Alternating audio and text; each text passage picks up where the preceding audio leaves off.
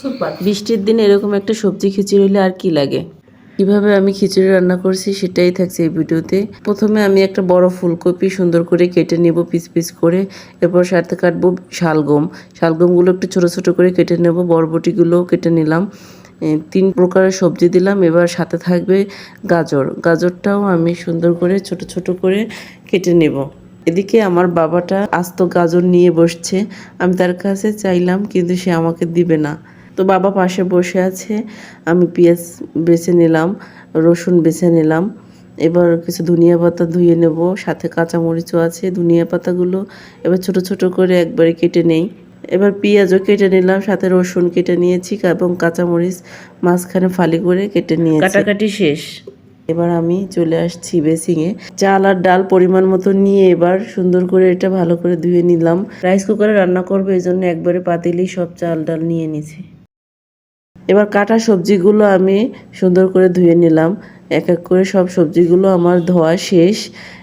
এবার রাইস কুকারে আমি পাতিলটা দিয়ে দিয়েছি। এবার আমার কেটে রাখা পেঁয়াজ, রসুন, কাঁচামরিচগুলো দিয়ে দিলাম, সাথে পরিমাণ মতো তেল, পরিমাণ মতো লবণও দিয়ে দিলাম। এবার মরিচের গুঁড়ো দিয়ে দিছি, হলুদের গুঁড়ো, আর দিয়ে দিলাম জিরের গুঁড়ো, সাথে দারসাল, এলাচ এবং তেজপাতাও দিয়ে আমি সব উপকরণ একসাথে নেড়ে চেড়ে মিশিয়ে নিব। আর এই সবগুলো আমি এবার ভালো করে কষিয়ে নিব। এবার চলে গেছি আমি ফিল্টারে পানি আনতে খিচুড়িতে দেওয়ার জন্য। কষানো শেষ হয়ে গেছে। এবার আমি পানি দিয়ে দেবো পরিমাণ মতো। কিছুক্ষণ জাল হওয়ার পর আমি দিয়ে দিলাম সব সবজিগুলো। এবার দেখি আমার পাতিলি ভরে গেছে। তাই আমি বললাম আয় হ্যাঁ কী করলাম। এইবার রান্না প্রায় শেষের দিকে, তখন আমি দিয়ে দিলাম গাজর। গাজর সবসময় এভাবে রান্নার শেষে দিতে হয়, তাহলে গাজরটা আস্তে আস্তে থাকে, দেখতেও অনেক সুন্দর লাগে। আমি এভাবে করেই সবজি খিচুড়ি রান্না করি।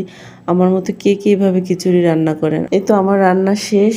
এবার দিয়ে দেবো ধনিয়া পাতাগুলো, তাহলে অনেক সুন্দর আর একটা স্মেল আসবে।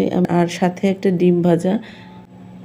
এই তো খাবার খাওয়ার জন্য আমার বাবা প্লেট নিয়ে আসছে, আমি খিচুড়ি নিয়ে আসছি। আমার বাবাটা কত সুন্দর করে প্লেটগুলো সাজালো, দেখেই আমার ভালো লাগছে। আমি কিন্তু ওকে বলি না, কিন্তু ও নিজের থেকেই কাজগুলো করে। এখনই সে কাজ করতে খুব পছন্দ করে আমার সাথে সাথে। আমি যখনই কাজ করি তো সে আমার সাথে সাথেই কাজ করে। তো এই তো প্লেটে আমি খিচুড়ি দিয়ে দিলাম। আয়েশের বাবাকে একটা ডিম, টমেটো সালাদ, শসা সালাদ দিয়ে দিলাম।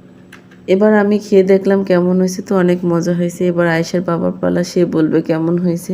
সেও বলছে অনেক মজা হয়েছে। তো